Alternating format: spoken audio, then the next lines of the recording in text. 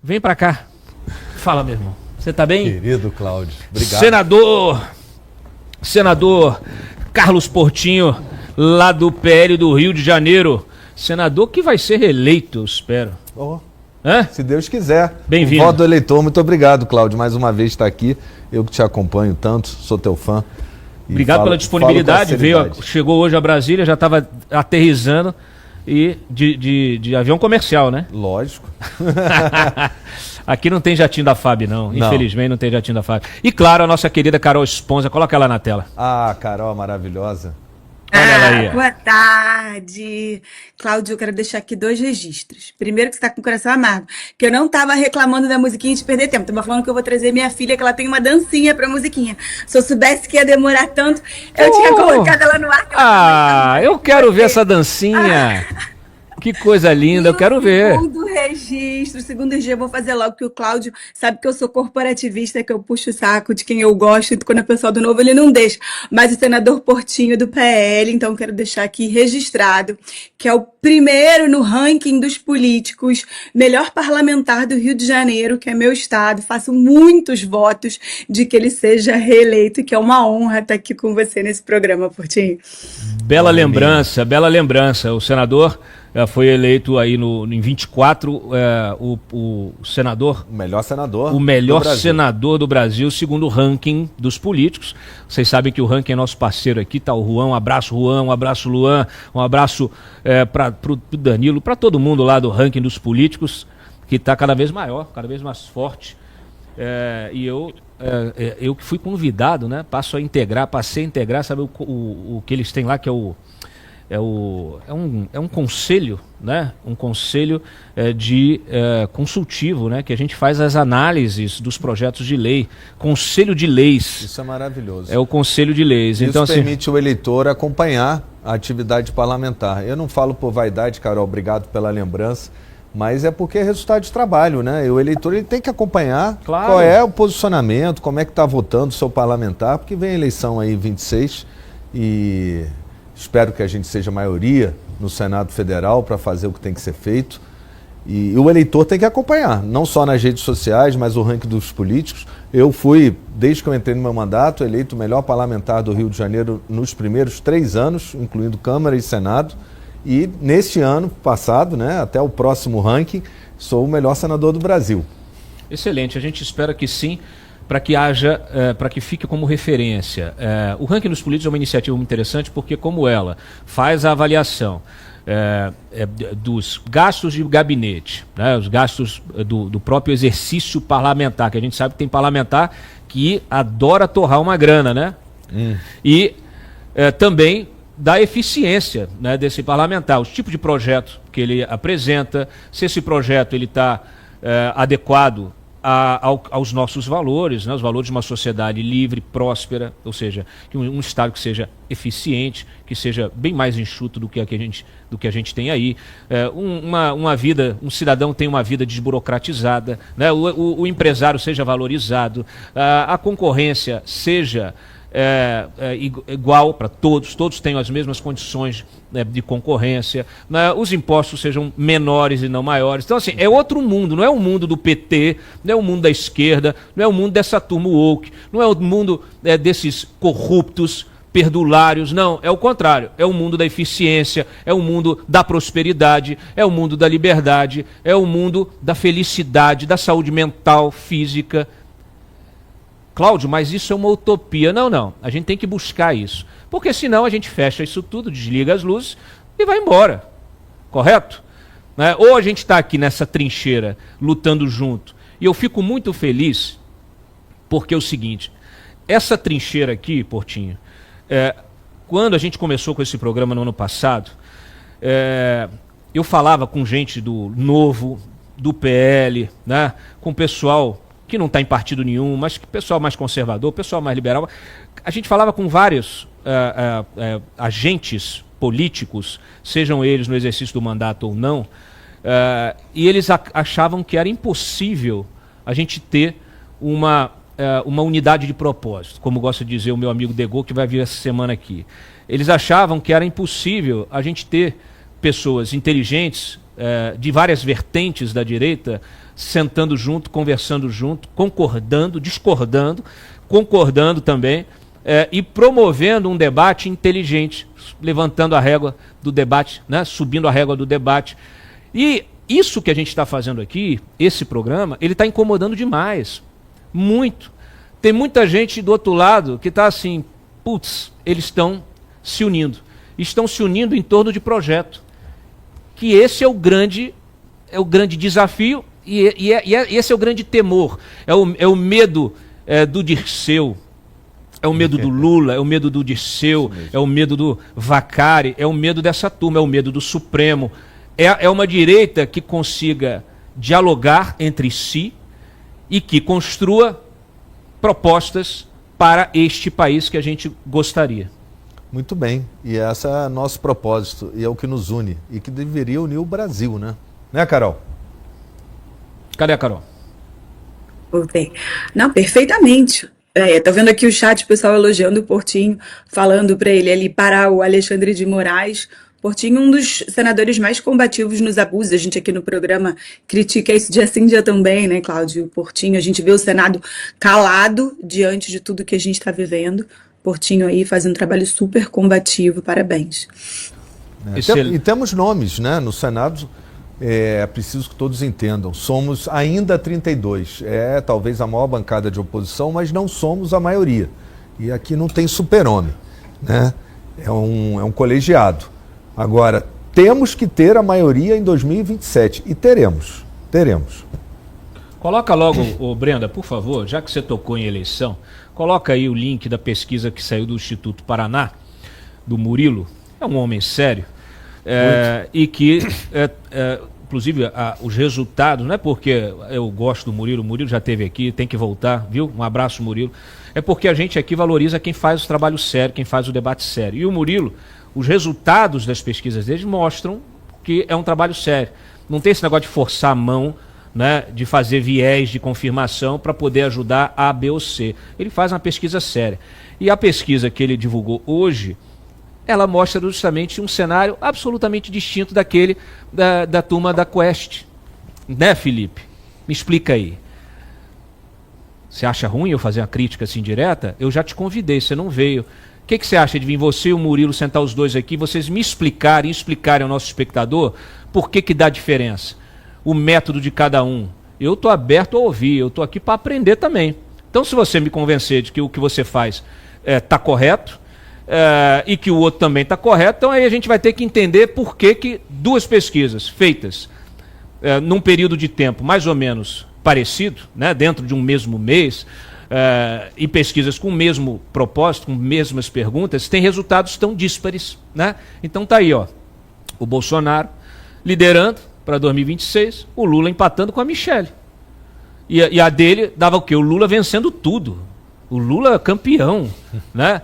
Aí eu fico me perguntando, se o Lula tá tão campeão assim, Portinho, por que o Sidônio tá tão desesperado, botando dinheiro na Globo lá, campanha na rua, copiando a campanha do Serra lá de 2010, a gente trouxe aqui o marqueteiro dele na época, fizemos esse debate aqui, por que eles estão desesperados, né? Significa que eles têm pesquisas internas que mostram que o resultado é esse aí. Coloca lá na tela de novo. Coloca na tela que eu quero que o Portinho comente, porque, claro, a gente está falando aqui de eleição presidencial, mas eleição ao Senado, que é, talvez, ainda mais importante para 2026. Pode abrir, por favor? Está aí, ó. Pesquisa divulgada aí pelo Instituto, então, confirmando o favoritismo do Jair Bolsonaro, tanto no primeiro turno quanto no segundo turno. Na primeira simulação, com 6 candidatos, o Bolsonaro aparece com 38,5% das intenções de voto, o Lula com 33,3%. E em terceiro, Ciro, lá atrás, né, com 9,7%. No segundo cenário, a Michelle substitui o marido e empata tecnicamente com o Lula, né? Então tá aqui, tem 31,7% e ele 33,7%. A margem de erro é de 2,2 pontos percentuais. Então estão empatados tecnicamente. Aí, no caso do Tarcísio com o Lula, o Tarcísio aparece ali com 27,3%, um pouco atrás do Lula, uma diferença mais ou menos parecida com a que o Lula tem do Bolsonaro, que lidera aí, então, o Lula aparecendo com 34%. E o Ratinho Júnior com apenas 16,2%, abaixo do petista com 33,3%. Sendo que o Tarcísio é governador de São Paulo, é um ministro, é desconhecido, ainda tem uma margem de conhecimento para ser trabalhada, tem um nível também de rejeição muito mais baixo do que o Lula, e tem chance de escalar rapidamente, porque isso é hoje, né? Se amanhã começa a campanha, caso o Bolsonaro não vá, caso eles decidam, o próprio Bolsonaro que vai decidir, né, quem vai ser o candidato, porque ele, se ele não for candidato, ele vai abençoar a candidatura do candidato da direita, porque ele é o grande puxador de voto, né, da direita. Não tem jeito. Ele é uma potência de voto. E se ele abençoar a candidatura do Tarcísio, o Tarcísio me parece que rapidamente evolui nesse cenário e deixa o Lula para trás. Portinho, tua avaliação, por favor. Essa manhã eu recebi tanto o presidente Bolsonaro, que está em plena atividade, embora ainda no hospital, quanto do Hidalgo, da Paraná Pesquisa, esses números, e ainda não tive tempo só de ler na hora que você abre a pesquisa, né? E eu acho que muito com relação ao Tarcísio do que você falou. A Michelle, ela tem uma associação direta ao presidente Bolsonaro. O eleitor do presidente Bolsonaro é o eleitor da Michelle, identifica ela naturalmente e imediatamente como a candidata dele. Eu preciso ver lá, porque eu sei que o Hidalgo, na Paraná Pesquisa, ele faz uma simulação com o apoio do Bolsonaro. E eu tenho certeza que aí essa vantagem deve aumentar. Eu até há poucas semanas tive uma conversa com ele, falei, poxa, Hidalgo, meu nome não apareceu na pesquisa ao Senado do Rio de Janeiro, aí não dá para a gente ter um cenário claro. Né? E aí ele falou que não foi divulgado, na verdade, né? Na hora que aparece o meu nome, e aí é que está, que aparece o meu nome com o apoio do presidente Bolsonaro. Afinal eu fui líder do governo Bolsonaro, sou líder do PL desde que entrei no Senado há 4 anos. Sim. Né? Estou lá defendendo as nossas pautas, os nossos valores, e aí na hora que aparece, e eu acredito que no Tarcísio seja igual, o apoio explícito do Bolsonaro na pergunta, se ele apoiar Tarcísio, tenho certeza que essa diferença ela vai ser ultrapassada, né? Como aconteceu também no meu caso, na disputa do Senado do Rio, em que, com o apoio do Bolsonaro, eu cheguei próximo aí ao segundo lugar, ainda muito cedo, naturalmente, né? Mas é interessante ver o nome da Michelle nas pesquisas e tão bem, porque o Tarcísio tem a caneta, o governador, né? E com o apoio do presidente Bolsonaro, sem dúvida, é um candidato fortíssimo, além de ser uma pessoa super preparada, e eu falo isso com toda isenção, você sabe, Cláudio, quando eu fui líder do governo, eu tive uma rusga com o ministro Tarcísio quanto ao aeroporto Santos Dumont. Inclusive, eu tive que entrar no Tribunal de Contas da União para suspender o edital de licitação da concessão do aeroporto Santos Dumont, porque ali eu estava defendendo o que eu achava certo, que é não só o meu estado do Rio, claro, né, mas é o fluxo de passageiros, porque não podia matar o Galeão, né, em detrimento do Galeão, vamos então inflar o Santos Dumont. E foi uma discussão técnica sempre com o Tarcísio. Então, acho até que a minha opinião nesse caso é até a mais isenta, porque já tive essa... É isso, né? O debate é feito também de desentendimentos, né? E o Tarcísio é uma pessoa muito preparada, com o apoio do Bolsonaro. Aí o eleitor do Bolsonaro, o eleitor que está insatisfeito com o Lula, ligando diretamente o apoio do presidente Bolsonaro ao Tarcísio, eu não tenho dúvida. Em 2027, nós venceremos. Deixa eu ouvir a Carol sobre essa pesquisa. Carol. Estou com a pesquisa aqui aberta, chama atenção um ponto, não está Romeu Zema, que já foi anunciado como pré-candidato. E essa questão de excluir candidatos das pesquisas é muito séria.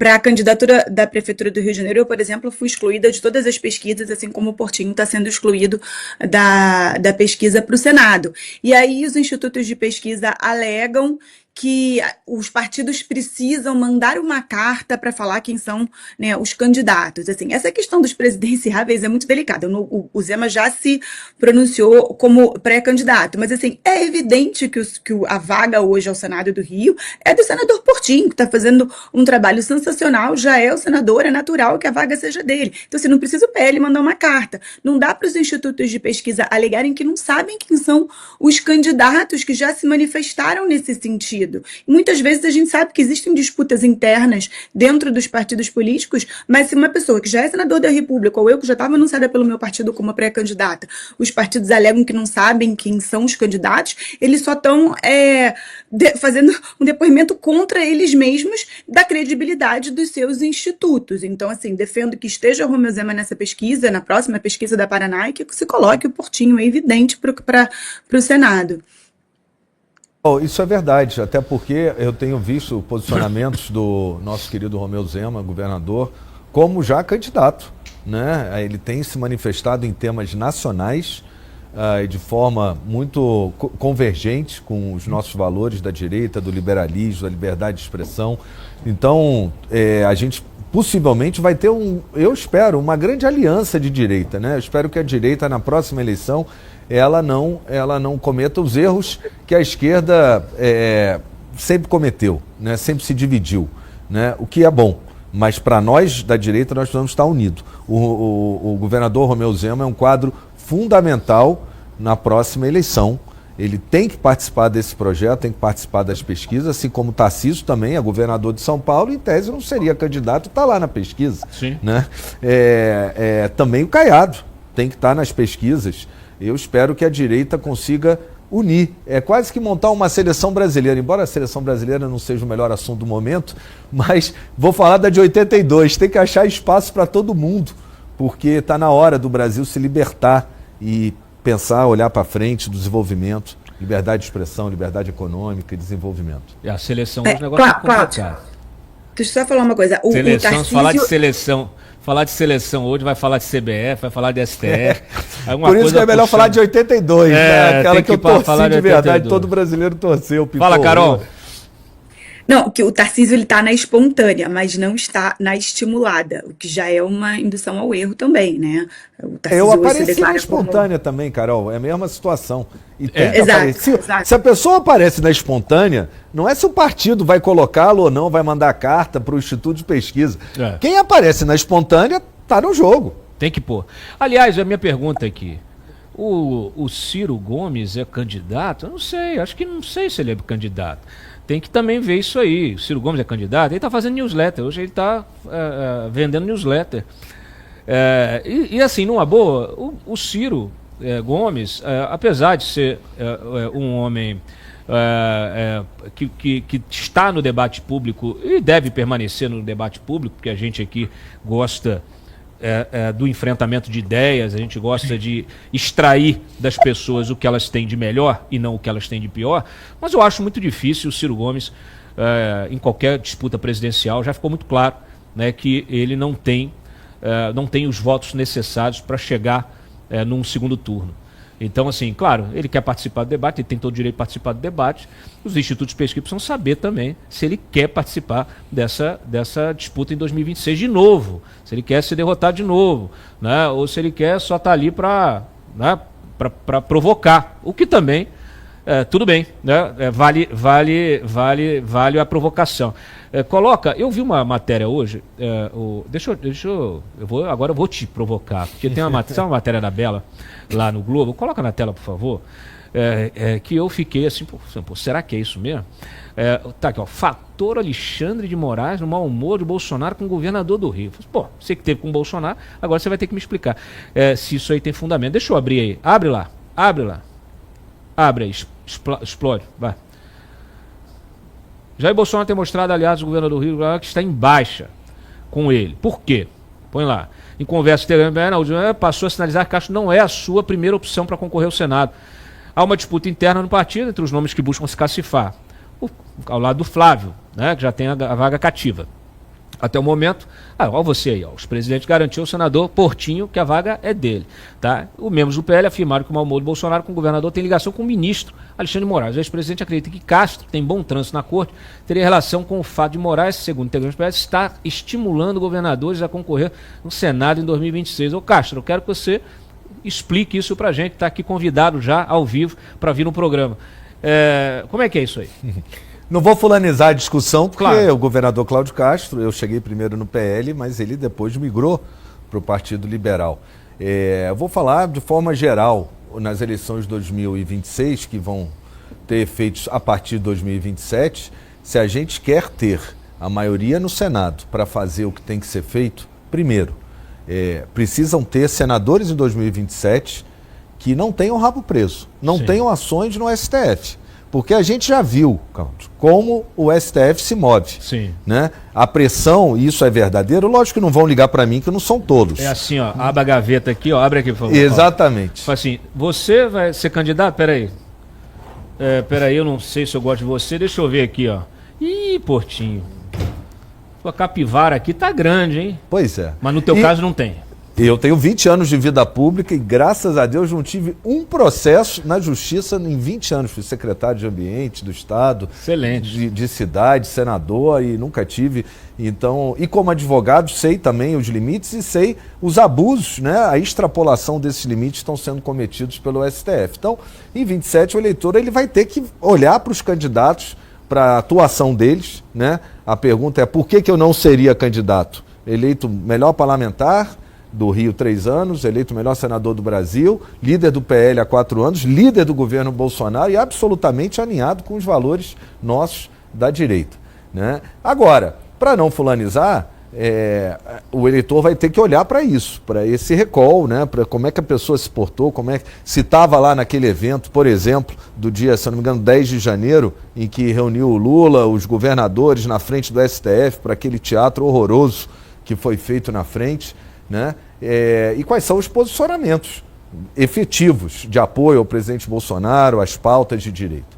Né? Agora, também é preciso enxergar, porque senão pega que nem fizeram com Davi Alcolumbre. Davi Alcolumbre foi eleito, vocês se lembram, no dia seguinte teve uma operação da Polícia Federal, já botou o cabresto. Hugo Mota é eleito na Câmara, operação da Polícia Federal, denúncia no STF, já pegaram no cabresto. Por isso que não pode ter o rabo preso para poder fazer o que tem que ser feito no ano seguinte. Agora, a notícia da Bela, ela é verdadeira, porque eu já tinha ouvido boatos, não necessariamente o nome do governador do Rio, Cláudio Castro, mas ouvi com o nome do governador de Porto Alegre, do Rio Grande do Sul, perdão, Eduardo Leite, de que o ministro Alexandre de Moraes tem feito ligações para aqueles candidatos que lhe interessa e lhe interessa ao STF, né, incentivando as suas candidaturas. Talvez a Bela Megali tenha ido mais fundo ainda, né, e que teria inclusive um grupo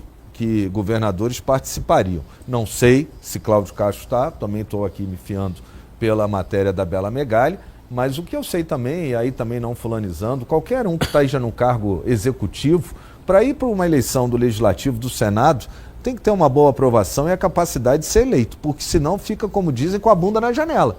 Porque quem assume um cargo executivo, e eu fui secretário algumas vezes, primeiro você entrega teu patrimônio inteiro. Sim. Depois, quando sai, vê, graças a Deus, em 20 anos eu nunca tive nada, né? Mas ir para uma disputa do Senado, que o mais provável é perder.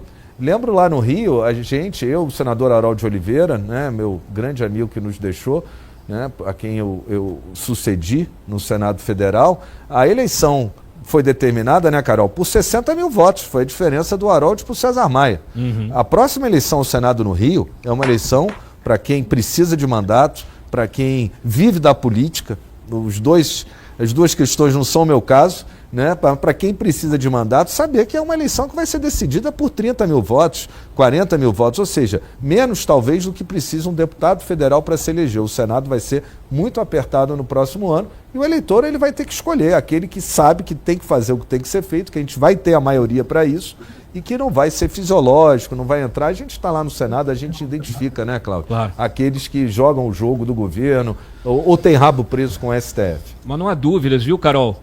Eu quero o seu comentário em relação a isso, né? Me parece que a gente não tem dúvidas de que o STF, Moraes e outros ministros estão atuando fortemente para evitar um Senado de maioria de direita, porque eles estão com medo, né, de ter um Senado que seja capaz de empichar um ministro.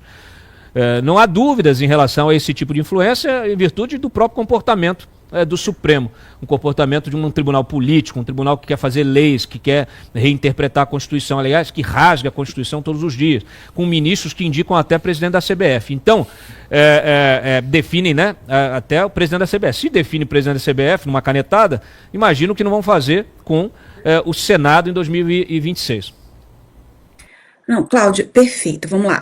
São duas coisas diferentes. Você ter um candidato da direita e você ter um candidato da direita que não tenha medo de enfrentar o que precisa ser enfrentado. E nesse momento, no Senado Federal, é pautar impeachment de ministro, é denunciar abusos do STF. Não é desafiar uma outra instituição, mas é mostrar os abusos que estão acontecendo. Aí a gente vê aqui no chat o Portinho falando que não tem processo, já o STF inventa um. Provavelmente inventa. A gente está vendo o STF perseguindo políticos de direita, mas é completamente diferente um processo, né, que tem justa causa, que tem dedo na batom na cueca ali, e processos inventados com injustiça contra parlamentares da direita. E aí tem aqueles que têm medo de responder a um processo, mesmo sendo um processo injusto. Então a questão que precisa ser observada ali pelo eleitor não é o discurso de campanha, mas é todo o posicionamento do candidato ao Senado passado, se ele teve coragem de enfrentar tudo isso que precisa ser enfrentado, né, principalmente no Senado Federal.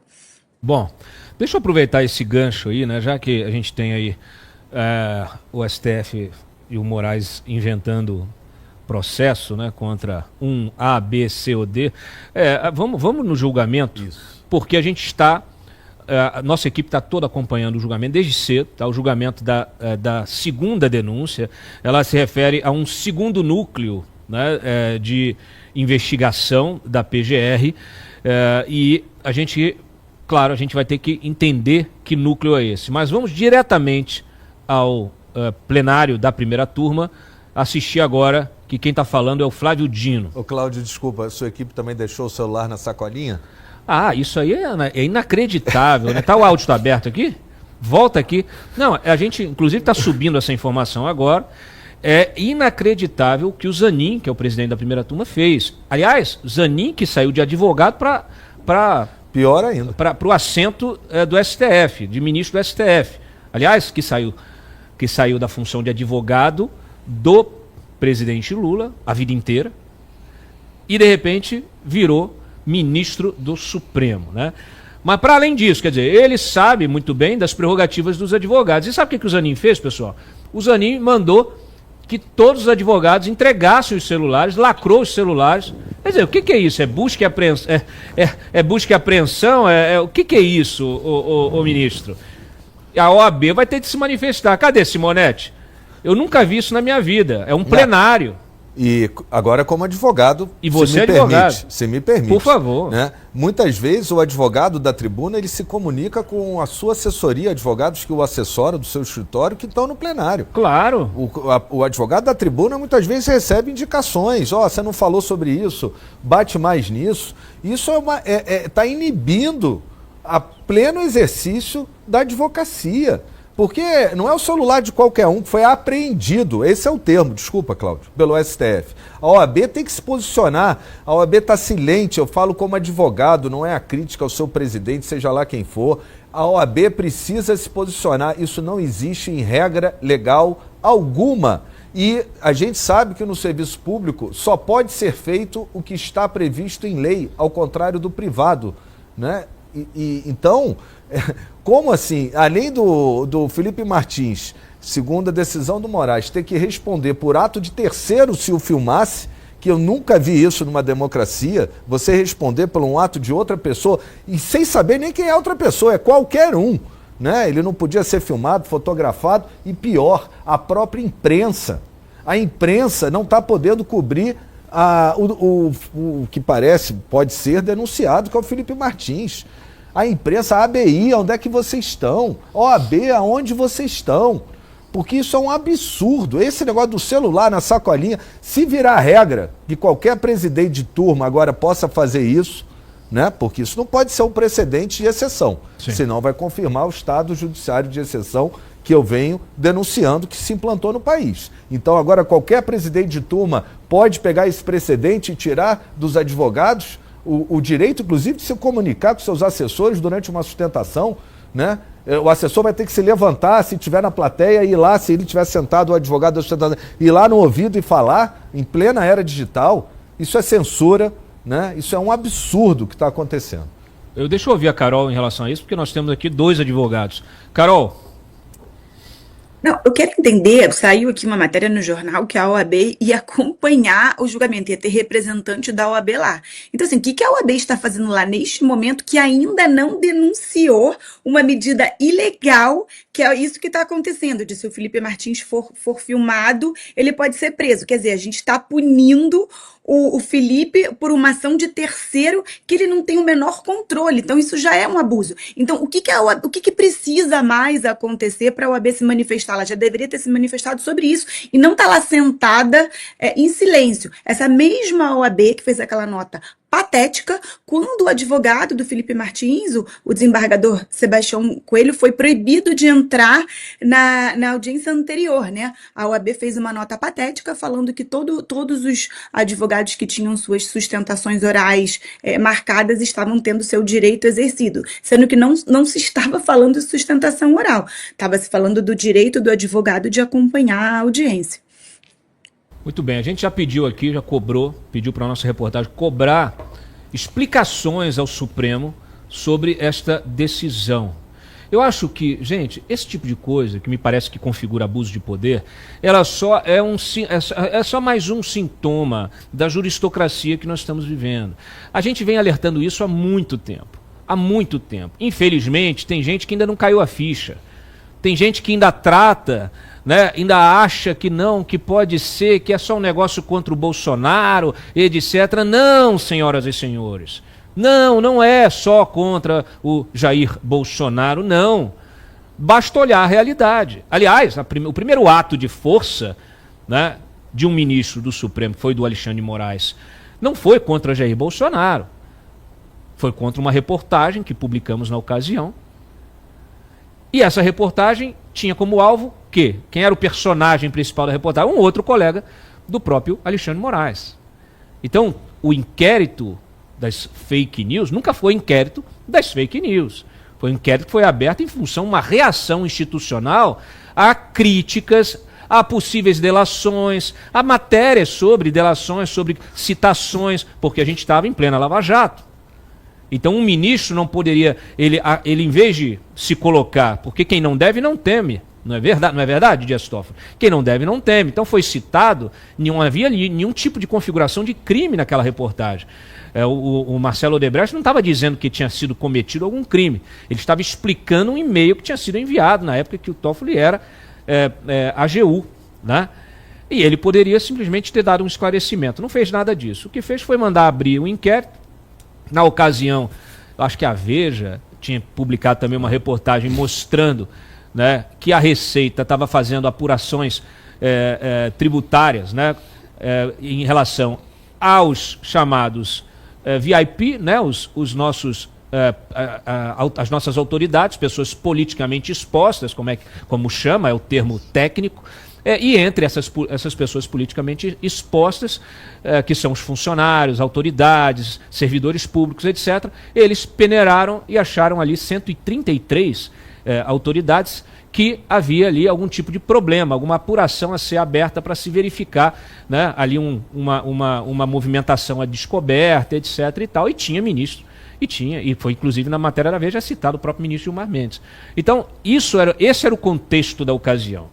Então, a partir desse contexto, o Dias Toffoli mandou abrir, com base no regimento interno, uma coisa inédita, absolutamente inconstitucional, abriu um inquérito de próprio punho e mandou distribuir, quer dizer, mandou não, né? Mandou distribuir não, né? Mandou diretamente para o Alexandre de Moraes e ele virou o relator deste inquérito, que é o inquérito seminal de todo esse arbítrio, é o AI-5 desta juristocracia que nós estamos vivendo desde 2019. Então, nós já estamos há muito tempo nesta situação. Infelizmente, né, todos os alertas, eles têm sido em vão. As pessoas estão levando muito tempo para entender a situação em que o Brasil se meteu. Como nós temos cabeça de colonizado, Portinho, precisa que uma revista britânica, né, a The Economist, venha com uma matéria dizendo que o Moraes está excedendo a sua função de ministro do Supremo. Precisa de uma reportagem do exterior para dizer isso para a gente? E não é só lá, o mundo inteiro já está vendo isso, né? Nos Estados Unidos, esse é um assunto vivo já há algum tempo, né? Vamos ver o que vai acontecer por lá, até porque tem relação com esse julgamento do Felipe Martins, que, se eu não me engano, foi antecipado, né, Cláudio? Né? Foi antecipado aqui por conta de lá estar avançando essa questão.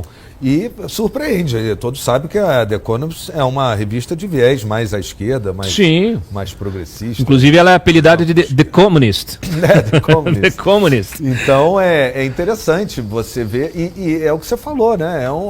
É uma síndrome de colonizado mesmo, porque aí começaram a repercutir. Mas é bom que seja assim, porque o que a gente vem denunciando, e hoje, nesse julgamento, se aceita ou não a denúncia do Felipe Martins, se agravou ainda mais com essas duas medidas recentes e completamente excepcionais. Eu tenho dito, Cláudio, juristocracia, como se chama, eu tenho falado que é um Estado judiciário de exceção, porque hoje no Felipe Martins essas duas recentes medidas são excepcionais, não está em nenhum código processual, nenhuma norma processual, tanto recolher na sacolinha o telefone, Carol, não sei nem se o advogado da OAB que está lá acompanhando também teve que botar o telefone na sacolinha. Que constrangimento para a OAB. Vergonha. Espero que sim, né? Passar vergonha no crédito ou no débito. Muito bem. Vamos voltar lá, porque eles entraram no intervalo, mas a gente tem aqui alguns trechos que a gente selecionou desse julgamento. Eu estou muito interessado na sustentação oral do Sebastião Coelho, ex-desembargador aposentado, que é o advogado Felipe Martins, tá? Que ele fez lá a sustentação oral. Eu quero ouvi-la. A gente tem o vídeo da sustentação inteira aqui. Por favor, Júlio, coloca no ar e a gente vai comentando aqui, por favor. E Felipe Martins, ele não ia ao Palácio da Alvorada. Felipe Martins trabalhava no Palácio da Alvorada. Todos sabemos que ele era assessor internacional do presidente da República, trabalhando no Palácio do Planalto. Mas que a partir de 30 de outubro de 2022, o presidente passou a despachar no Palácio da Alvorada. E lá era o local de trabalho de Felipe Martins. Portanto, as suas idas ao Palácio da Alvorada não podem causar perplexidade para absolutamente ninguém. A segunda premissa é com relação aos documentos juntados pela douta Procuradoria da República. Um referente ao que foi encontrado na casa do ministro Onyx Torres, que o seu advogado já bem esclareceu aqui, que era um documento público de muito antes das eleições, ministra Carmen, e que lá tem 3 digitais, do próprio Onyx Torres, do policial federal e do seu advogado. Então, Felipe Martins não tem qualquer relação com aquele documento. O segundo é o documento encontrado com o tenente-coronel Mauro Cid, encaminhado dele para outro telefone dele mesmo, onde ele coloca 3 datas, telefone, 3 datas importantes, utilizada pela Procuradoria da República. O colega falou de 5 datas, mas aqui na denúncia o que tem de relevante são 3 datas. Dia 6, dia 18 de novembro, dia 6 de dezembro e dia 7 de dezembro. E nessa reunião do 7 de dezembro é a reunião que aparece o nosso herói da vez, que é o senhor general Freire Gomes. Eu estou aqui com o depoimento integral do general Freire Gomes, que ele diz o seguinte, que estavam presentes o depoente, o então ministro da Defesa, general Paulo Sérgio, o então comandante da Marinha, Garnier, e, possivelmente, o então assessor para assuntos internacionais, Felipe Martins, que na reunião o assessor leu os considerandos, que seriam os fundamentos jurídicos da referida minuta de decreto. Prossegue o delegado. Neste momento, foi apresentado ao declarante, ao general, o documento indicado no material apreendido em poder do investigado Mauro Cid, que decretava no final o estado de sítio e ato contínuo a operação da lei e da ordem, e transcreve integralmente aquele documento tido, senhor ministro Fux, como a minuta de golpe. Pois bem, após transcrever todo o depoimento, o delegado volta. Indagado e apresentado neste momento ao depoente, que foi apresentado na reunião dia 7, respondeu que sim.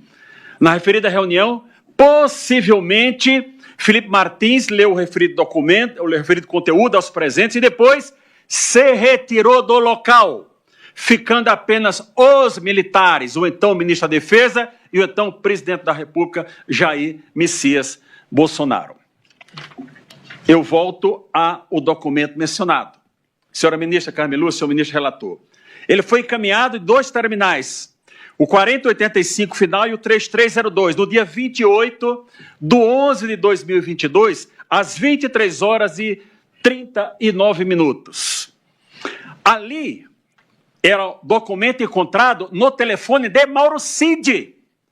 Não existe nestes autos uma única mensagem de Felipe Martins para qualquer pessoa.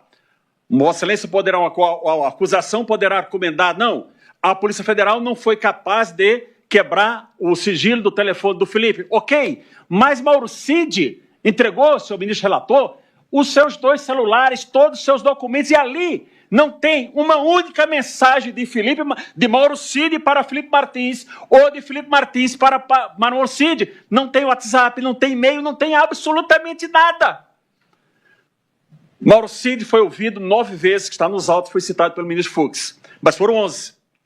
Mas também neste Supremo Tribunal Federal foi ouvido 3 vezes. 2 vezes pelos juízes instrutores e uma pelo próprio ministro relator. Mas ninguém teve a curiosidade de perguntar para o Mauro Cid, como você tem essa informação, esses considerandos ditos pelo general Freire Gomes, e seu telefone?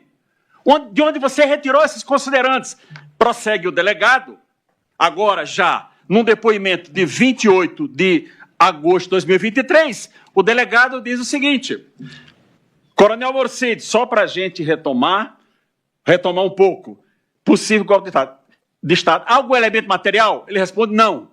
Em relação a Felipe Martins, para corroborar, o senhor tem prova do que apresenta para corroborar as informações? Tem algum elemento? Não. Especialmente em relação ao Felipe Martins, esse jurista? Não. O delegado, ok, tá. É essa que é a situação. Veja, Vossa Excelência, não, Martins, pelo amor de Deus. Grupo chamado delegado, chamado ok.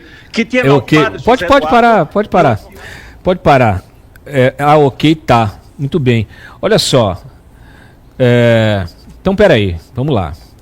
A gente já tem a prisão dele lá atrás, que foi feita com base num registro que agora se sabe que foi forjado, um registro de migratório. Lá nos Estados Unidos tem agora uma ação, um processo aberto, uma investigação aberta lá nos Estados Unidos para saber quem manipulou o registro migratório. Então, o Felipe Martins foi preso sob uma justificativa falsa. Foi mantido na cadeia 6 meses sem justificativa.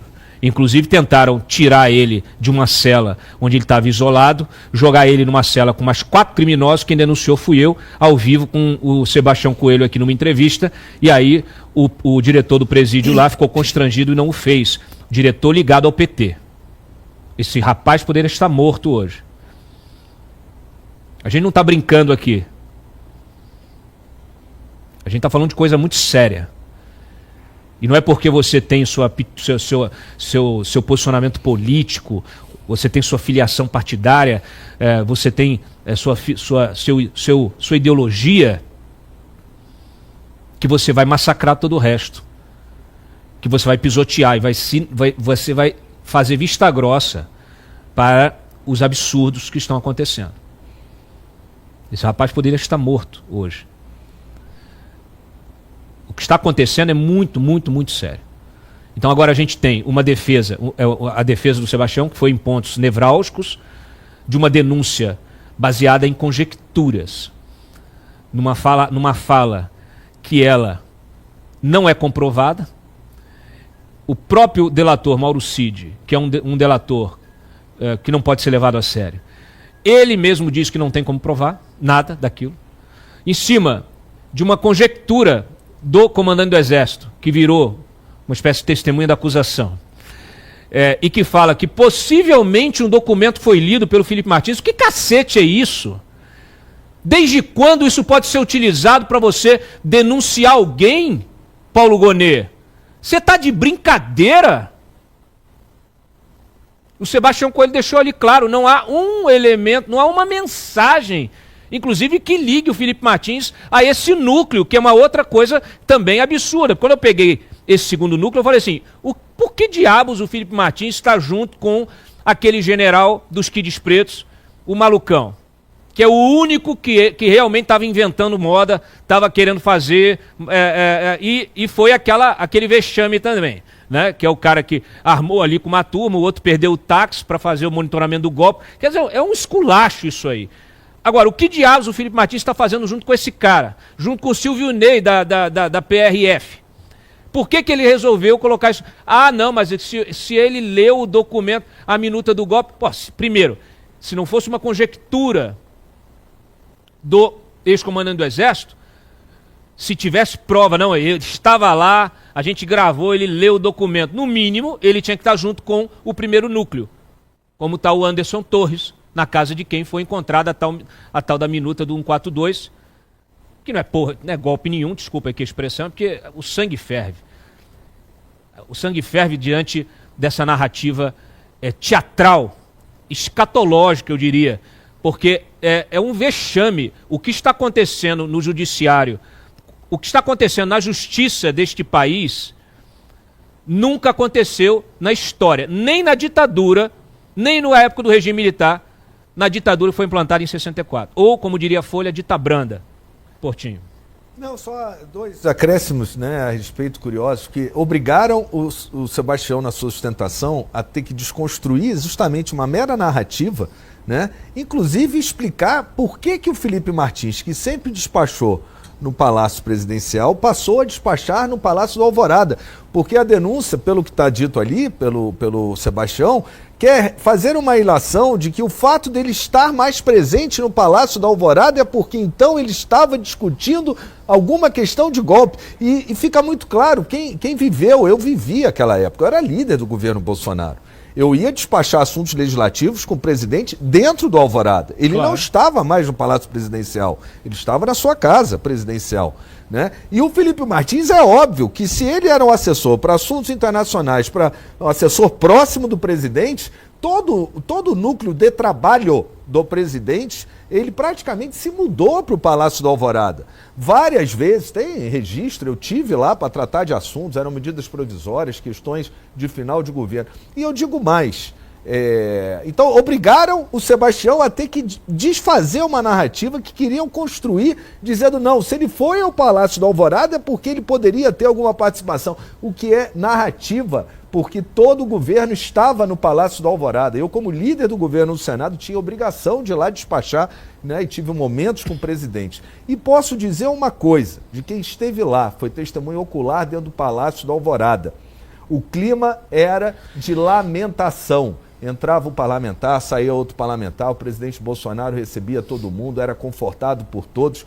Olha, ter um clima de golpe num ambiente desse seria a coisa mais inusitada. E que nós, parlamentares, não percebêssemos. E mais ainda, Cláudio, que o líder do governo, lá no Senado, não tivesse nenhum conhecimento disso. Porque a gente sabe quando é dado um golpe com tanque, que é assim que é dado, com tanque, com arma, não é com Bíblia na mão, com vendedor de algodão doce, popcorn e ice cream. Claro. Né? Não é assim. Né? Há uma articulação também no Congresso, porque em qualquer golpe da história do mundo há o fechamento do Congresso. Sim. Né? Então, você querer achar que, além de todas as falhas, ainda poderia ter um golpe sem que não tivesse nenhuma articulação com o Congresso, isso é um delírio. O que houve foi uma revolta popular, dentre várias que já houve no país, e que, inclusive, o remédio, ao final, foi a anistia. Sim. Isso, historicamente, antes, acho que desde a colonização, antes até da República. Carol.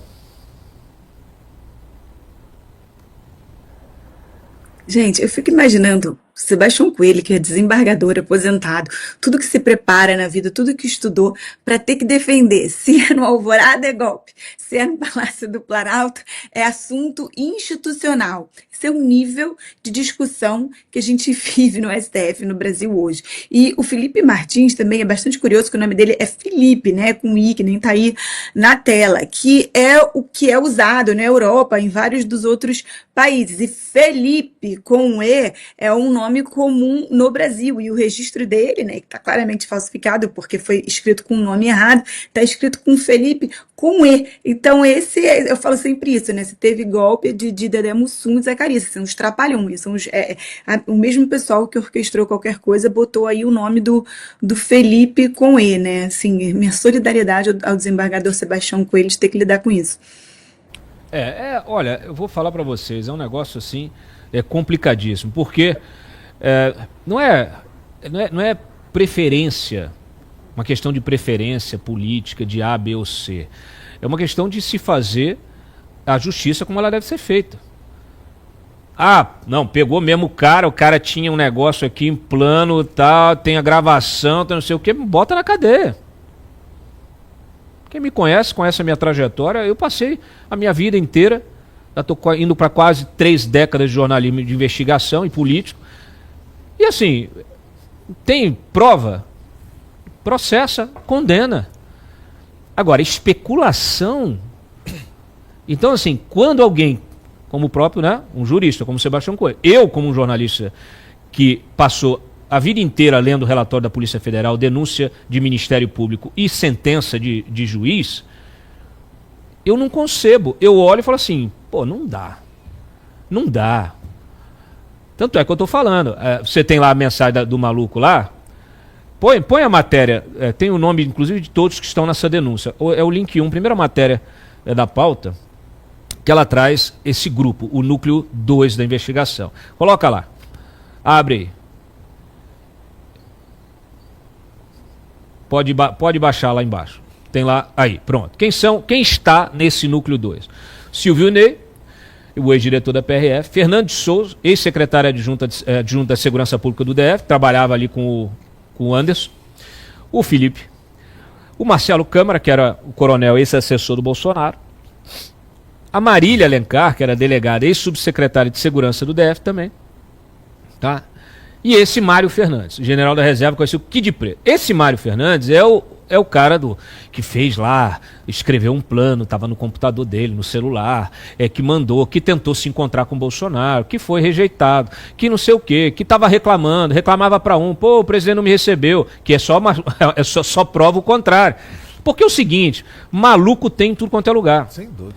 As pessoas, elas reagem de forma diferente a injustiças. Então, as pessoas que entenderam que, olha, o presidente foi, né, alvo de uma injustiça. O TSE direcionou um processo eleitoral de um jeito, né, tirou lá o Lula da cadeia, descondenou o Lula, o STF, fizeram o que já é história. Todos nós estamos cientes do que aconteceu. Aí o sujeito, tem gente que vai falar, vai reagir como o Bolsonaro. Fica profundamente depressivo, abriu uma erisipela na perna e as pessoas tiveram que ir no Palácio do Alvorada para consolá-lo. Tem gente que fica irritada, tem gente que vai quebrar as coisas, tem gente que vai planejar. Só que é o seguinte, o que está na cabeça de cada um, entre sair da cabeça e se materializar na realidade, e para você materializar um golpe, você precisa de um arranjo institucional com autoridades de diferentes segmentos, especialmente entre os militares, as cúpulas dos militares. Você precisa ter essa articulação. E não aconteceu essa articulação. Os comandantes não queriam nada disso. Esse debate era um debate público, até mesmo o debate do 142, que não é golpe, era uma interpretação jurídica. Ela era um debate público, todo mundo falava de 142 todo dia na imprensa. Todo dia, pega as manchetes da imprensa e revisa. Todo mundo falava de 142.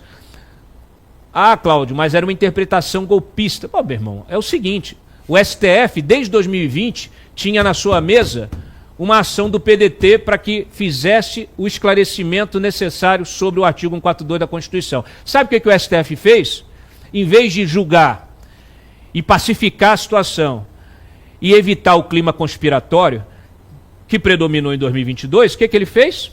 Deixou rolar. Por isso que eu pergunto, e o meu vídeo está com mais de 400 mil visualizações lá no YouTube, quando o Barroso vem e fala, e ontem e agora no final de semana, lá de Trancoso, ele repetiu que o STF evitou o colapso institucional, eu fiz várias perguntas que até hoje não foram respondidas. Evitou de que maneira? poderia ter evitado confusão eleitoral, tumulto eleitoral, que inclusive tem previsão legal. Quem comete tumulto eleitoral também tem enquadramento legal. E o STF poderia ter evitado o tumulto eleitoral e não o fez. Então é o seguinte, esta narrativa, ela se desfaz no ar, é pior do que um castelo de cartas, é uma fumaça. É uma fumaça a impregnar os olhos de pessoas inteligentes. Eu já vou com você, mas antes eu quero mandar um recado aqui para a nossa audiência. Ô Júlio, a nossa querida Alessandra Alves está conectada? Então, coloca ela já na tela aí, porque agora eu tenho um recado de saúde. E hoje, olha aqui, ó. Eu falei para você. Ó. Vai falando aí, vai dando o seu recado, que eu vou tomar o meu hoje, que hoje eu esperei para tomar. Eu tomo de manhã, mas eu esperei. Olha, Cláudio, boa tarde. A primeira pergunta que eu ia fazer para você, para sua audiência, era essa mesmo. Já tomou seu Biogama hoje? Ao vivo, é assim que se faz. Gente, vamos falar desse suplemento maravilhoso. Para você que tá aí, ó, acordando cansado, sem disposição, sem energia, sem vitalidade, você que tá desanimado, você que precisa de um up na sua vida, precisa cuidar da sua saúde física e mental, ou você que tá sofrendo com dores pelo corpo, dores nas articulações, você que sofre com diabetes, colesterol alto, hipertensão, olha, são tantos problemas que o Biogama, ó, vai lá direto nesses problemas para ajudar você. Porque ele é um suplemento extremamente completo. Ele tem bionanotecnologia, ele tem como principal ativo o MSM, que é o enxofre orgânico. Eu sempre falo aqui para vocês, se vocês colocarem no Google aí, ó, enxofre orgânico, benefícios do MSM, vai sair, gente, uma lista de benefícios para a sua saúde. E no Biogama Supra você encontra o principal ativo, o enxofre orgânico. Ele é antioxidante, desintoxicante, então ele vai fazer uma faxina no seu organismo, ele vai limpar o seu corpo inflamado, porque um corpo cansado, um corpo que não é saudável, com dores, com todos esses problemas que eu mencionei, é um corpo que está inflamado. Se o seu corpo está inflamado, o Biogama Supra vai atuar exatamente aí, fazendo essa faxina no seu organismo para desinflamar o seu corpo. Mas ele também tem condroitina, colágeno tipo 2, por isso que ele vai atuar nas dores das articulações, principalmente se você sofre com artrite, artrose, osteopenia, entre outras doenças dos ossos. Se você sofre com diabetes, ele ajuda a regular a taxa de açúcar no sangue, melhora a pressão. Gente, ele é extremamente completo. Se você ainda não tem o seu Biogama, vai para o 0800 777 0007, porque tem promoção especial. Vou repetir o telefone, hein?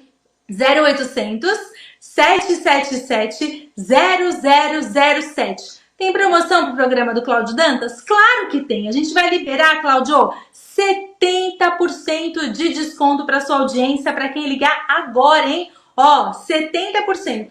Pagamento facilitado, frete grátis, não paga para ligar. Quem quiser tirar dúvida, tem o QR Code aqui também. E tem 2 presentes especiais. Um relógio smartwatch. Para quem adquirir o Biogama Supra hoje, já leva o relógio smartwatch e também um gel, uma pomada 30 ervas para aliviar as dores locais que já tá aí na mão do Cláudio. É presente especial, os 100 primeiros contatos adquirir o Biogama Supra, já leva esses presentes. E ó, Cláudio, 70% de desconto também é um presente, amigo. Não. 100 não.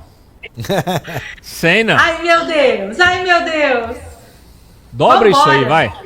Você que manda, Cláudio. Eu já falei, ó. Vambora, 200 contatos então, gente, bora. Bora sim. Alessandra, obrigado. Obrigada a você, querido. Liga agora, a gente já se fala. Ó, Portinho. Dureza, hein, bicho? Não, eu tava aqui pensando no que você estava falando, e é bom qualquer um que nos assiste, né? As coisas têm que ser contextualizadas, Cláudio. Desde quando o presidente Bolsonaro assumiu, alguns setores da imprensa começaram a fomentar essa ideia de que, pelo fato dele ter sido um militar, o militar estaria voltando ao poder, por ele ter constituído um governo que tinham militares, os militares estariam voltando ao governo e que poderia ter um golpe. Isso foi desde o dia 1, né? Então, isso foi sendo fomentado. Essa é uma questão que também, ela sempre teve no inconsciente popular, porque a gente viveu uma ditadura militar no passado, sim, né? E que, inclusive, aqueles que foram perseguidos, ditos perseguidos, tiveram a sua anistia. E, aliás, eu vi que foram mais de 16 bilhões, se eu não me engano, pagos. A gente botou essa matéria hoje no site. Pega aí, Breno, enquanto isso, divide a tela e coloca no site aí. Na tela, por favor. A gente tem uma memória histórica do que é uma ditadura e um receio. Lógico, a nossa democracia era nova. E não foram poucas as vezes, eu estive desde a primeira manifestação em 2013, se eu não me engano, em Copacabana, no Fora Dilma. Sim. Né? Lá naquela época, ou seja, antes da eleição... 13 ainda era pelos 20 centavos, lá na Paulista. Pelos 20 centavos, no Rio de Janeiro, na Cinelândia, que inclusive teve morte, que Black Box, que era de esquerda, matou um cinegrafista. Matou, a turma do PSOL. E toda sexta-feira no Rio de Janeiro tinha um quebra-quebra no centro da cidade, horroroso, incêndio, era uma coisa horrorosa, era marcado toda sexta. Não foi uma manifestação, revolta popular por causa de 20 centavos, foram diversas, promovidas inclusive pela esquerda, com morte de jornalista. E desde aquele início daquelas manifestações, antes da eleição presidencial que levou Bolsonaro ao poder, ao governo, já você ia na manifestação e já havia um grupo de militares, pessoas que também viveram uma outra época e que queriam, já naquela época, uma intervenção militar. Aquilo sempre esteve no ar, foi fomentado depois da eleição do Bolsonaro pela imprensa, né? Então você não pode descontextualizar. Agora, querer construir uma narrativa de que porque o cara foi no Palácio do Alvorada despachar, quando todo mundo sabe que o governo se mudou nos últimos meses para o Palácio do Alvorada. Querer construir uma narrativa de que havia uma ligação do Felipe Martins, sendo que ele nunca, e que o Sebastião Coelho traz isso, nunca houve uma mensagem de Felipe Martins para Mauro Cid, nem de Mauro Cid para Felipe Martins. E Mauro Cid é o eixo central de toda essa denúncia. Então, ainda tem a questão da ida aos Estados Unidos, que a gente vai descobrir, a gente vai saber. Os Estados Unidos vai revelar isso, eles estão brincando com coisa séria, né? Então, você vê, é muito furado. E o momento, e mais uma vez eu repito, eu me lembro, eu fui, Cláudio, nunca falei sobre isso, eu fui despachar, quem quiser pega aí, foi final do ano, dezembro, a medida provisória, junto com o senador Flávio Bolsonaro, lá no Palácio do Alvorada, que prorrogava o prazo para os caminhoneiros fazerem o exame toxicológico, senão todo caminhoneiro ia estar cheio de multa aí. Sim. E o presidente Bolsonaro, muito sensível, discutiu, eu fui lá algumas vezes, discuti esse texto com ele, né, para que não fosse isentado, mas que fosse prorrogado o prazo, né, sem multa. E eu fui com o Flávio uma vez despachar essa medida provisória e estava sozinho, a sala estava vazia, não tinha ninguém na sala. E eu falei, Flávio, cadê seu pai? Eu me lembro que eu vi o presidente Bolsonaro sentado na varanda, né, sozinho, olhando para o horizonte. Eu ainda falei, Flávio, vamos voltar outro dia, para você ver o clima depois das eleições, né? Eu imagino que quem queira dar um golpe esteja com vigor para dar o golpe, né? Não um cenário de lamentação, de uma derrota eleitoral, de desesperança, né? Que não era só do presidente, era de toda a sociedade. Afinal, a gente viu o que foi o maior escândalo de corrupção do país, né?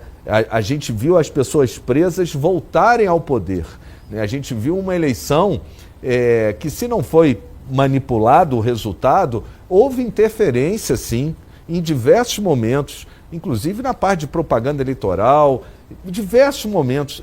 Que a gente precisa não esquecer dessas páginas da história e contextualizar como era. E essa indignação, que era também da sociedade, grande parte está aí na rua até hoje, como foi na Paulista o último movimento, né? Ela desencadeou uma revolta por indignação, uma revolta popular que a gente viu, não tinha liderança, não tinha homem armado e no máximo tinha um ou outro maluco que queria pegar um táxi, né, para dar um golpe. E é engraçado, né, porque o próprio diretor da Polícia Federal já reconheceu ao vivo, numa entrevista ao Roda Viva, que a Polícia Federal não conseguiu identificar um financiamento articulado, coordenado. Então, se você não tem um financiamento coordenado de um golpe, né, você não tem um golpe. Se você não tem uma articulação para esse financiamento, significa que você também não tem uma articulação política para isso. Então, no final das contas, o que se tem é uma gambiarra, é uma forçação de barra, é isso, conjecturas, né? Uma narrativa, um romance. Esse pessoal, o Alexandre de Moraes devia ganhar, ser indicado para o Jabuti, né? O melhor romance já criado na história ao concurso. Isso é um romance. É um romance, é ficção pura. É ficção pura. Você pode ter a razão que você quiser, pode ser, não gosta, não gosto do Bolsonaro, não gosto do fulano, eu acho esses caras truculentos, fala bobagem, como é que é? Xinga, ofende, não sei o que lá. Você pode fazer o que você quiser. Agora, você não pode querer criar crime a partir de elementos dispersos, entendeu? Como se fosse um grande mosaico. Não é assim que funciona uma denúncia, não é assim que funciona uma investigação, um indiciamento e, menos ainda, uma condenação. Infelizmente, esses senhores todos, e o Felipe Martins também, estão todos já condenados. Estão condenados por serem bolsonaristas. Estão condenados porque nós temos um judiciário que não está mais fazendo justiça. Está fazendo política da pior espécie, que é perseguição política, usando a caneta para perseguir politicamente. É isso que eu considero absolutamente injusto, inconstitucional e absolutamente antidemocrático. Então não adianta vir com conversa de democracia. Não é só o impeachment que está na pauta aí de partir de 2027, mas é a grande reforma do Poder Judiciário. Sim. O Legislativo ele vai ter a chance de resgatar o Poder Judiciário. Porque o Poder Judiciário, Cláudio, ele é composto por magistrados, pessoas concursadas, que ascendem na sua carreira. O cara começou lá como juiz de comarca e ele foi galgando, chegou no tribunal, depois foi para o STJ. Agora veja só, a gente sabe que a base da democracia é a separação dos poderes. Sim. E a sua independência. Ao mesmo tempo, o STF ele não é o fim da carreira do magistrado, quando ele deveria ser. Sim. Ele deveria ser o último ápice, o ápice da carreira, o último momento da carreira do magistrado, né? Mas a própria magistratura, ela é preterida por indicações. E aí é que eu quero chegar. Quando eu falo de que a gente tem que revisitar toda a questão do judiciário brasileiro, é para garantir o que diz a Constituição. Que ele seja autônomo, independente, um poder independente. E que ele seja um poder técnico. Não, como disse o Barroso, um poder político. Quer ser político, se candidate, se eleja, faça as leis, né? Interprete a lei ao que cabe ao Poder Judiciário. Por isso que ele tem que ser técnico. E ele tem que ser de carreira. Eu acho que está faltando esse debate, né? A gente quer que... O que quer a magistratura? O que quer o Poder Judiciário? Quer estar no mesmo saco, nesse saco de 11 ministros do STF, em que são indicações políticas, que partem do presidente, e que eu vivi diversas sabatinas, Cláudio. A gente sabe, o senador está lá cheio de rabo preso. Sim. Como é que ele vai votar contra o indicado? Né? Então, a gente precisa pensar, a partir de 27, numa reforma do Poder Judiciário, para que seja o final da carreira, que seja até por indicação, até que o Senado sabatine eventualmente, mas que seja os nomes indicados pela própria magistratura, que é uma bela carreira. Sim. Que tem juízes super competentes e que estão ofuscados e devem estar, eu converso com alguns embargadores no Rio, horrorizados com o que está acontecendo. Você sabe que assim, tudo que está acontecendo vai ter um refluxo, tá? Vai ter um refluxo, porque é assim que funciona. E eu, inclusive, conversando com advogados em Brasília, estão todos muito incomodados com essa história de filho, mulher, parente de ministro poder advogar dentro do Supremo, com processos dentro do gabinete do ministro. Que é uma coisa assim, realmente, eu até perguntei para o Barroso se foi aí que eles defenderam a democracia, né? Eu reescrevi o meu artigo que eu escrevi há uns meses atrás, reescrevi, publiquei no domingo, questionando, falei, se foi assim que o Barroso está lá em Trancoso, pegou o jatinho da FAB, foi para lá, escreveu, estava incomodado com a matéria da Economista, escreveu lá a nota e eu não pude ficar calado, quieto, né? Tipo, eu também falei assim, não é possível, né, que a gente está vendo isso. Então, deve ter sido aí, o ápice da defesa da democracia foi permitir que os filhos, mulheres, todo mundo advogue no próprio gabinete, o ministro não precisa se se declarar impedido, nem suspeito, porque naturalmente ele não se deixa contaminar, né? Ele é blindado, né, da influência do parente, da mulher. O problema é que os honorários estão entrando do cliente para o parente, especialmente quando no caso de uma mulher, por exemplo, a mulher do cara dorme com o cara, né? Chega em casa, a conta bancária é a mesma. É inacreditável isso. E as pessoas não podem ficar quietas. E tem muito advogado grande que já está super incomodado. Por quê? Porque está tirando cliente. E só quando mexe no bolso é que essas pessoas começam a se mexer. Deixa eu ouvir a Carol. E aí vocês podem, inclusive, falar diretamente aí. Não, eu ia tocar nesse ponto da independência do ministro do Supremo, né? O Portinho muito bem colocou isso aí. Como é que a gente vai falar de um órgão que é independente se tá tudo ali, tudo misturado, né? Tudo junto misturado ali. Essa questão da sabatina é importantíssima. Mesmo os futuros senadores que não queiram entrar nessa pauta de impeachment de ministro do Supremo, tem que parar de ser covarde nas horas das sabatinas. O que a gente vê nas sabatinas do Senado ali é um chá das 5 entre amigos, né? Muito bem, ri, ó. E depois a gente vê os ministros do Supremo saindo para voltar para ser ministro, como é o caso, por exemplo, do Lewandowski, que, né, abertamente a favor do desencarceramento, fez tudo o que ele podia fazer no STF para facilitar a vida dele agora como ministro da Justiça, para esse liberou geral, pena justa, que a gente fala aqui constantemente, e a imprensa toda tá sendo omissa em falar em relação a isso. É uma mistura exatamente entre os poderes, né? Aquela coisa meio revolving door, aquelas portas giratórias que a gente fala em ciências políticas. O cara tá aqui hoje e amanhã volta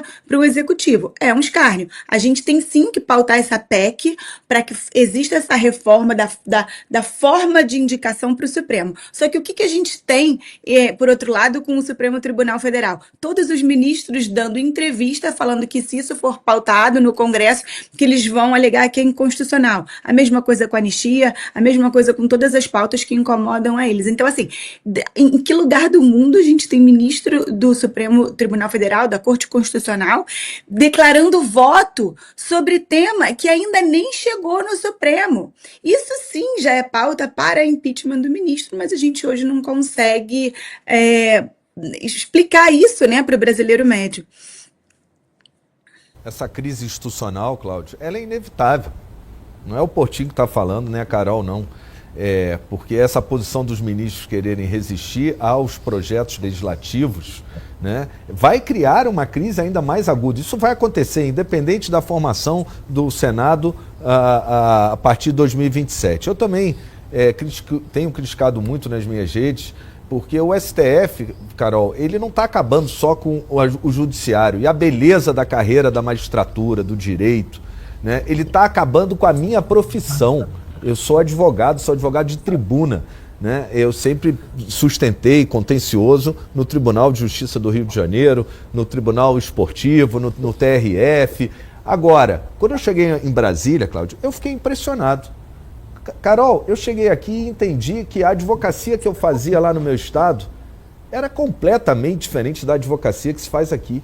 E isso que o Cláudio está aqui denunciando por coragem, que eu tenho falado muito também, que é a questão dos escritórios de parentes de ministros que se proliferam e se enriquecem muitos, né? Muitos são meus amigos, muitos são muito competentes, outros nem tanto, mas a maioria até acho que são competentes. Mas é uma concorrência desleal com um advogado que estudou, que trabalhou a vida inteira, porque a gente sabe que as causas grandes, né, o seu cliente no final, como disse aqui o Cláudio, ele vai falar, porra, peraí, mas eu tenho aqui a oferta do escritório do filho do ministro. Você pode ser o melhor advogado, ter uma performance fantástica na sua carreira, mas você nunca vai ter esse predicado que outros têm. E a advocacia está perdendo, está sendo destruída por dentro por conta disso. Nada contra eles advogarem em outros tribunais, mas um ministro com a mulher advogando dentro do próprio tribunal para clientes, inclusive a gente viu na Lava Jato que aconteceu, devolvendo o dinheiro que no final serve para quê? Pagar honorário de advogado, né? Então, assim, é uma porta aberta para corrupção, tráfico de influência, uma questão horrorosa e que também me espanta a OAB não ter disciplinado melhor essa questão por autorregulamentação. Agora, do jeito que está, espero que com a maioria no Senado possa ser feito a partir de 2027. Não, e só um ponto também, Cláudio, que a maioria dessas declarações dos ministros do STF são feitas dentro de fóruns internacionais pagos por empresários que depois têm ação no Supremo, que é outro tapa na cara do brasileiro. Seguinte, o nível de distopia que nós estamos vivendo, ele está sintetizado. Se alguém tem dúvida sobre o processo, sobre esses inquéritos do golpe, sobre tudo que a gente está falando e tal, basta pegar a notinha do Barroso do fim de semana, quando ele diz que não disse vencemos o bolsonarismo. Por quê? A gravação. Tem uma gravação, ministro. E o senhor da gravação, você sabe que eu fui rever a gravação. Eu falei, não é possível. O presidente do Supremo está dizendo que não disse aquilo. Aí você falou assim, porra, o cara é presidente do Supremo, né? Vai ver eu me confundi, vai ver eu tava num sonho. Deixa eu ver de novo essa gravação. Peguei a gravação, nós vencemos o Bolsonaro. E ele está dizendo que não disse. Então assim, eu não sei o que tem na água do Supremo, no café do Supremo, mas tem alguma coisa muito errada acontecendo. Porque não é possível o sujeito achar que não disse uma coisa que disse que está gravada. Percebam o nível de distopia, de loucura que a gente está vivendo. Como que o ministro Barroso pode permanecer como presidente do Supremo? Como?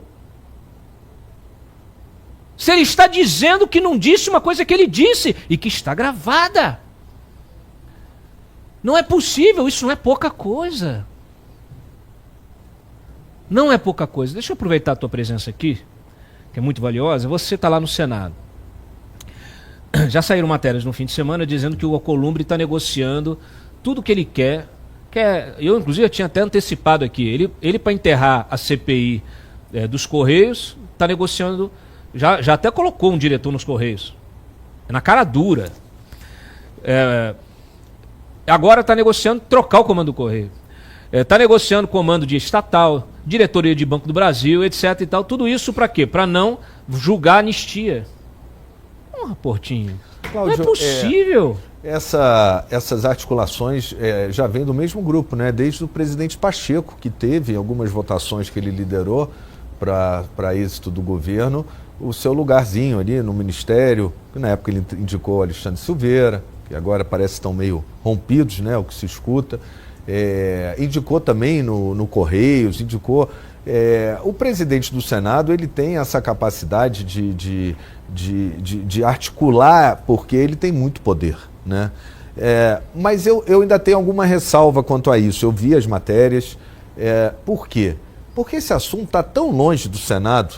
Primeiro tem uma batalha na Câmara. A gente tem que focar lá. É no presidente Hugo Mota.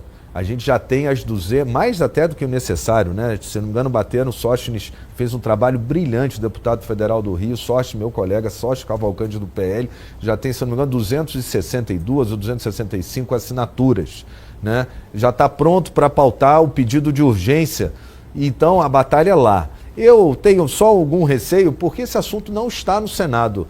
Inclusive, quando me perguntam, é lógico que eu sou completamente, já me manifestei a favor da anistia ampla, geral e restrita, e que, inclusive, vai até afetar aí os próprios ministros, que não tenham dúvida, é a única maneira de pacificar o país, porque até os ministros do STF não têm um futuro certo, né, se a anistia não for aprovada. Mas o assunto está na Câmara. Acho difícil, inclusive, até politicamente, imagina a anistia passa na Câmara.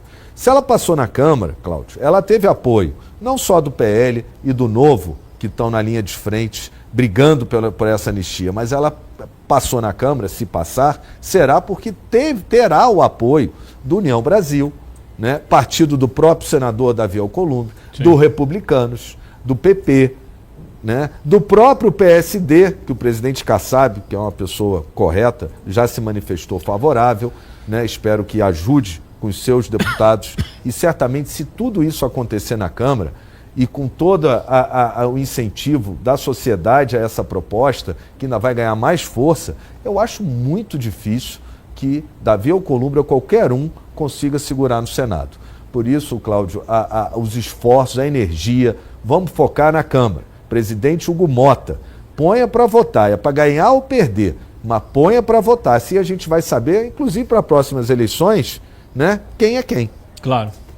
Olha aqui, ó, Carol, deixa eu colocar de novo na tela a matéria que a gente colocou aí de manhã. É um levantamento que a Gazeta fez do Lúcio Vaz. Muito bom. Um abraço, Lúcio.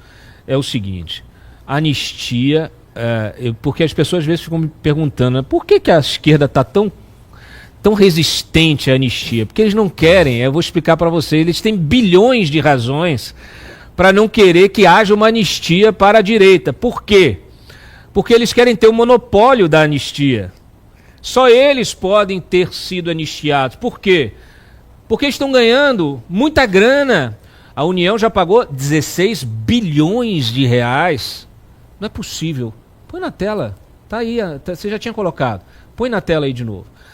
Bilhões, 16 bilhões em indenizações a anistiados da esquerda.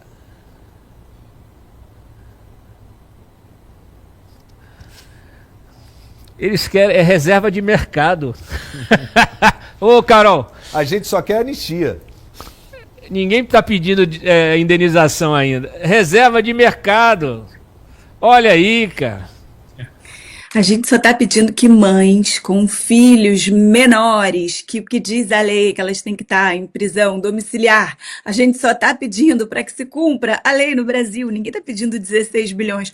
O que seria mais que merecido, né, para Débora e para tantas outras mães que estão presas nesse momento, né? E aí o que a gente vê é a esquerda negociando, acho que o Portinho pode comentar sobre isso, o mandato do Glauber ali, né? Então, beleza, a gente dá uma liberada na anistia, mas aí vocês deixam o Glauber e vendo o presidente Hugo Mota falando que não está tendo acordo dos líderes. Assim, Portinho mencionou aqui todos os partidos que estão assinando em conjunto o pedido de urgência. Então, que líder está faltando? Líder de esquerda? A esse ponto, eles não vão assinar nunca. Então, assim, Hugo Mota, por favor, paute a anistia, né? Olha aqui, coloca de novo a matéria no ar. Peraí, deixa eu explicar para vocês. Porque eu falo assim, pô, Cláudio, mas as pessoas foram anistiadas, mas tem gente que já morreu. Só que a anistia está sendo paga para os seus descendentes. Eu nunca vi isso. Bolsa Anistia olha aqui, o sujeito morreu, põe lá, é a Bolsa Ditadura, bota lá, abre a matéria, abre aí, olha aí,